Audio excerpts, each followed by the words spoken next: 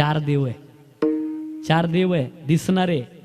पहिला देव सूर्यनारायण आहे, दुसरा देव चंद्र आहे, आणि दोन देव तर असे गड्या, दोन देव असे ना ते प्रत्येकाच्या घरात आहे. ते पाप्यालाही दिसतात आणि पुण्यवानालाही दिसतात. पहिला देव आपली आई आहे आणि दुसरा देव आपला बाप आहे. बस बस या दोन देवाची सेवा करा. बाकी कुठंच जाऊ नका, कोणत्याच माळाई जपू नका गड्या. ज्याला सक्सेसफुल व्हायचं असेल ना, कमी कष्टामध्ये जास्त प्राप्ती करायची असेल, त्याने आपल्या मायबापाची सेवा करा. जीवनात काहीच कमी पडणार नाही तुम्हाला. माझा अनुभव सांगतो मी. आपल्या मायबापाची सेवा करा दादा. अरे तुम्हाला नाही गेल्यानंतर महत्व कळतं मायबापाचं, असेपर्यंत नाही कळणार. तुम्ही रडणार गाड्या सगळ्या. आज तुम्हाला तुमचे बाप दिसल्याशिवाय राहणार नाही. ऐका गड्या, मायबाप जोपर्यंत आहे तोपर्यंत कळत नाही महत्व. तुम्ही केवढा मोठा बंगला बांधा, किती मोठा बांधा, आणि तुमच्या बंगल्याच्या वट्ट्यावरती म्हातारे मायबाप बसलेले असतील ना, तोपर्यंत तुमच्या बंगल्याला किंमत आहे दादा.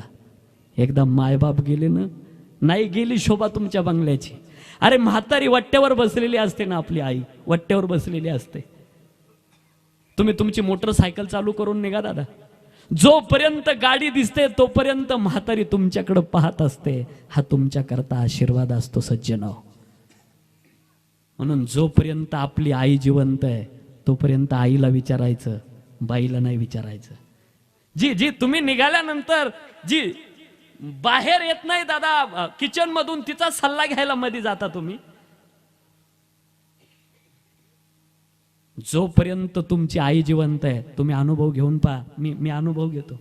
आमची आई जर असली ना नाशिकला आलेली, आजपर्यंत रात्री किती वाजता जाऊ द्या, मी कधीच दरवाजा वाजवावा लागला नाही. तुमची आई जोपर्यंत जिवंत आहे ना तोपर्यंत कधीच दरवाजा वाजवावा लागणार नाही तुम्हाला. किती वाजता जा. मी गेल्यावर सांगतो, हे आई प्रवास आहे ग, वेळ लागतो, तुम्ही झोपून घेत जा. आई सांगते बाबा मी जर झोपल तर मी आईच कसली राजा.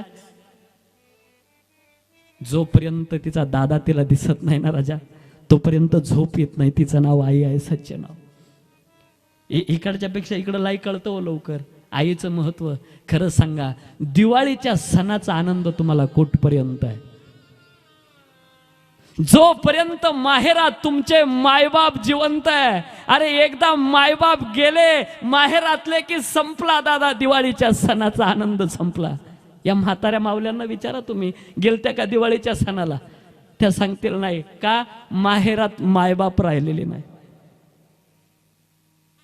तुमची गरिबी असावी, 75 वर्षाची आई असू द्या ना हो. तुमची आई आणि मुलगी ही धड वेगळी असतात, दोघीचा आत्मा एक असतो राजा हो, एक असतो. ती आई काय करते मुलीला?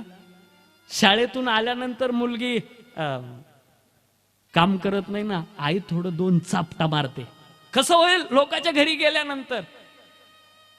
मुलगी राग झोपून घेते. ती आई सडा समर्जन करते, पाणी भरते, स्वयंपाक करते, आणि मग संध्याकाळी ज्या हातानं मारलं होतं ना त्याच हातानं उठवते मुलीला. माऊलीचं कुठं राग धरत असता का ग? त्या मुलीला त्या हाताने घास भरवते ज्या हातानं मारलेलं असतं. 75 वर्षाची आई असू द्या तुमची, डोळ्याच्या खाचड्या झाल्या, मुखात दात नाही, चेहऱ्यावर झुरळ्या वळल्यात, सफेद केस झालेले आहे, निचेष्टित म्हातारी पडलेली आहे. तुम्ही दिवाळीच्या सणाला जातात, दरवाज्यात जाऊन उभं राहा. तुमच्या भावाचा मुलगा कुठेतरी खेळत असतो, पळत जातो. ए आजी आजी, आत्या आली बघ. आत्या आली म्हणल्याबरोबर ती 75 वर्ष वयाची म्हातारी हातात काठी घेते, दान दान दान दरवाजापर्यंत चालत येते, हातातली काठी टाकून देईल आणि आपल्या मुलीच्या तोंडावरून हात फिरवते. फार दिवसातून भेटलीस माझी माय. काय काय प्रेम करते होती आई, काय प्रेम करते सज्जनाव. सकाळी उठल्यानंतर आपल्या सुनेला सांगते, हे आपलं असल ते असल घरात, पण तुझ्या हातानं माझ्या मुलीला चांगली आंघोळ घाल बरं. आईचं महत्व ज्याला आई नाही त्याला विचारा. तुम्ही नंतर किती आई आई बाबा बाबा नाही भेटणार राजा हो, कधीच नाही भेटणार. आईचं महत्व आहे. बाप का कमी आहे का? फार फार महत्व आहे आईचं. या केळी नावाचं गाव आहे अकोले तालुक्यामध्ये. आदिवासी समाजाचा मुलगा बिबट्या वाघाने पळवला. ती नऊवारी पातळ नेसलेली माय 17 थिगळाचं लुगडं आहे आणि पळत चालली आपल्या मुलाच्या पाठीमागे. वाघाच्या तोंडात अशी मान आहे आणि ती आई पाठीमागं पळते आहे. गेल्याबरोबर आईने अशा मांड्या धरल्या. वाघाच्या तोंडात मान आहे आणि आईच्या हातात मांड्या आहे. कल्पना करा वाघाचा आणि आईचा अंतर किती आहे. अरे जी आपल्या लेकरा करता मरण पत्करते तिचं नाव आई आहे ना, सच्चे नाव कसं विसरता येईल. दवाखान्यामध्ये डॉक्टर बोलावून घेतात. रामभाऊ काय करायचं म्हणजे एक तर तुमची पत्नी वाचेल नाहीतर मुलगा. काय करू सांगा. कुठून डॉक्टर झालो आणि धर्म संकटात पडलो. त्यावेळेला निर्भीडपणाने उत्तर देऊन टाकतो, बाप एक काम करा, मुलगा मेला तरी चालेल पण माझी पत्नी वाचली पाहिजे. तोच डॉक्टर आतमध्ये जातो, सांगतो ताई काय करू. काय झालं डॉक्टर. एक तर तुम्ही जगाल नाहीतर तुमचा मुलगा जगेल. ती आई काय सांगते ऐका ना. डॉक्टर ऐकाल का हो माझं, ऐकाल का. काय ताई. पांडुरंगाची शपथ आहे डॉक्टर तुम्हाला, मी मेली तरी चालेल डॉक्टर पण माझ्या वंशाचा कुलदीपक मरता कामा नये. तिचं नाव आई आहे सज्जे नाव, जी स्वतः मरण पत्करते पण आपल्या लेकराला नाही मरू देत. आईच्या हातात मांड्या आहे, वाघाच्या तोंडात मान आहे.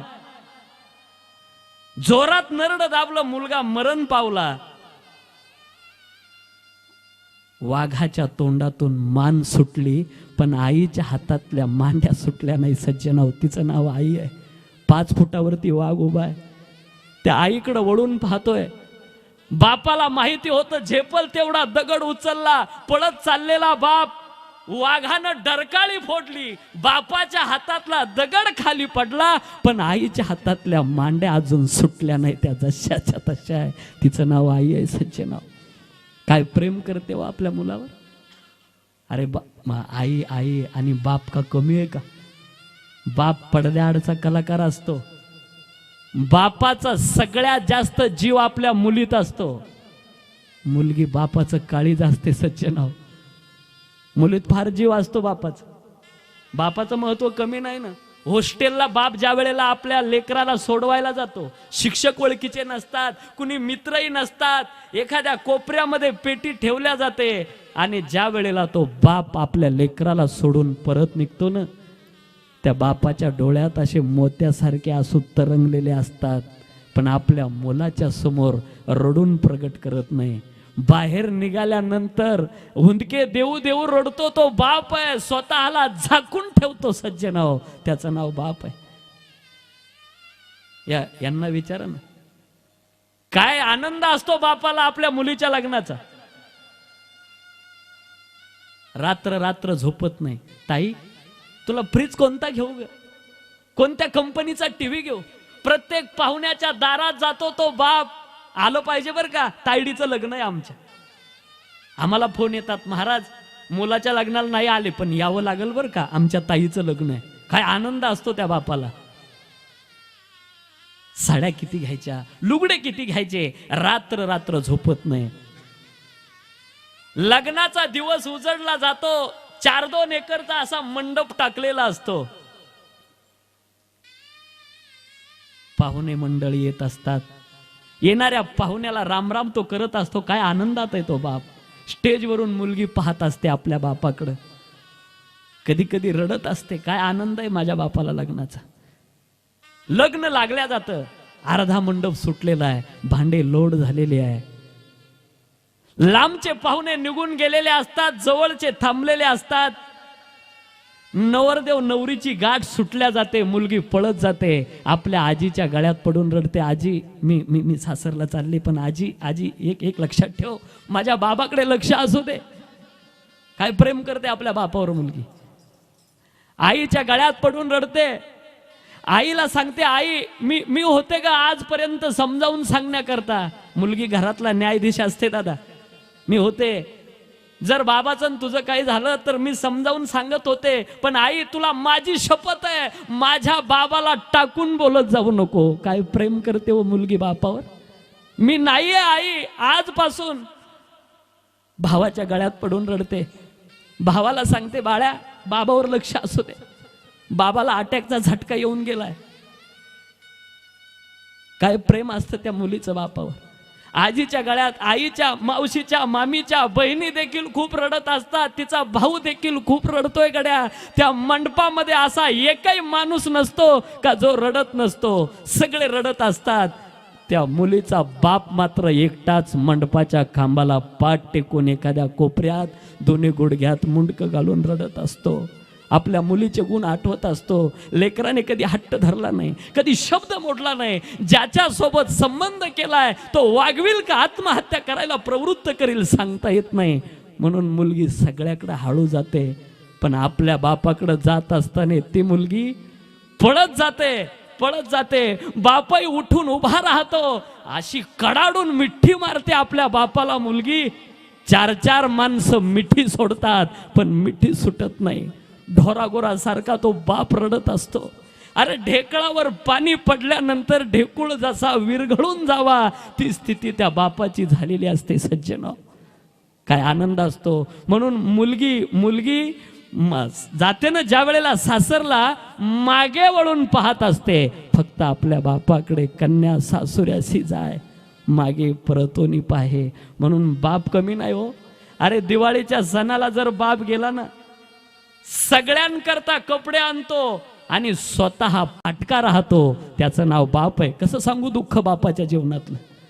स्वतः फाटका राहतो. लेकीला साडी आणेल, सुनाला आणेल, नातवाला साडी आणेल, नातवाला कपडे आणेल, म्हातारीला लुगडं आणेल, पण स्वतः फाटक्या बंडीनं फिरतो. त्याचं नाव बाप आहे. गाठोडं सोडलं म्हातारीनं का हो. सगळ्या करता कपडे आहे, तुमच्या करता काही आणलं नाही का. म्हातारा सांगतो, म्हातारे माझ्या मापाची कापडच नव्हती बघ. सांगत असताना अश्रूचे 2 थेंब टपकन कपड्यावर पडले आणि म्हातारी ढसढसा रडू लागली. अहो सगळ्यांची दिवाळी सजवत असताना माझा म्हातारा फाटक्या कपड्याने राहिला. बाप कष्टाचा काबाडी ऊस मळ्यात तोडतो या, माझा कंठ दाटतो या. गोष्ट बापाची सांगताना मला कस तरी होत या. बाप डोळ्यात बघताना माझा कंठ दाटतो या. गोष्ट बापाची सांगताना. बाप कष्टाचा काबाडी ऊस मळ्यात तोडतो या. भाकर पोरांना ठेवून कांड ऊसाच चाखतो या. खमीस खवाटे फाटलेलं सुई दोऱ्यानं शिवलेलं माझ्या बापाच्या धोतराला सदा थिगळ जोडलेलं. आली जत्रा गावाची बाप जत्रत जायाचा. उदार पादार कापड पोरांना न्यायचा. जुन्या फाटक्यान बाप जत्रत फिरायचा. आमच्या सुखाची चिंता बाप सदा मनात करायचा. बाप सदा मनात झुरायचा. लग्न लेकीच करेण बाप सदा मनात झुरायचा. लग्न लेकीच करेन. ढांगा ढोंगा हुंड्यासाठी शेत मळ्याला विकीन. असा कनवाळू बाप जेव्हा सोडून या गेला. असा कनवाळू बाप जेव्हा सोडून या गेला.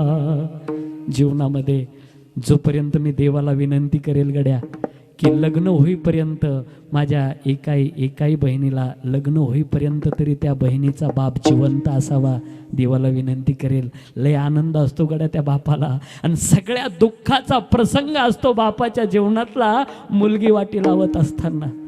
फार जपतो तो, तोळ हाताच्या फोडासारखा. त्याचं नाव बाप आहे, सच्चे नाव. म्हणून शेवटचं वाक्य बोलतो आणि थांबणार आहे.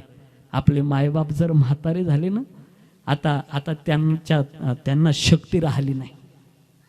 म्हातारी बडबड करते, आई कधी कधी बडबड करत असते. करू द्या ना राजा, अरे ती बडबड करू तर असू द्या, तुमची आई आहे ना. ती चळल्यावानी करू द्या, बावचळल्यासारखी करू द्या, पण तुमची आई आहे ना राजा. अरे तुम्ही लहान होते ना, आपण लहान होतो ना, किती बाजारात गेलो का फुगा फुगा फुगा सांभाळलंय ना राजा आपल्याला त्यांनी. आपण तोंडामध्ये पाण्याच्या गुळण्या भरून घेत होतो आणि मायबापाच्या अंगावर पिचकाऱ्या मारत होतो. किती सांभाळलं आपल्याला. अरे आपली आई जेवायला बसली होती, त्या जेवत्या ताटाजवळ आपण गेलो, तिथं जाऊन घाण केली. आई जेवत्या ताटावरून उठली गड्या, आपली घाण धुतली आणि परत जेवायला जाऊन बसली. तिला घृणा नाही आली कधी? केली ना. म्हातारपण आहे, थोडं सांभाळा ना माझ्या राजा. शेवटचं वाक्य बोलतो गड्या. आता म्हातारी आहे मायबाप, जाण्याच्या स्थितीत आहे ना. त्यांच्या तोंडात थुंका आला आणि वाकायला शक्ती राहिली नाही. तर तुम्ही सून असू द्या, मुलगा असू द्या अथवा मुलगी असू द्या, मी सांगतो म्हणून एक काम हो द्या, सरळ पुढे हो द्या आणि आपल्या मायबापाचा, सासू सासऱ्याचा थुंका आपल्या तळ हातावर घ्या. पांडुरंगाची शपथ घेऊन सांगतो गड्या, मरेपर्यंत तुम्हाला कधीच या समाजापुढे हात पसरवण्याची वेळ कधीच येणार नाही तुमच्यावर. बस थांबणार आहे मी आता. फक्त मायबापाची सेवा करा. झालेली सेवा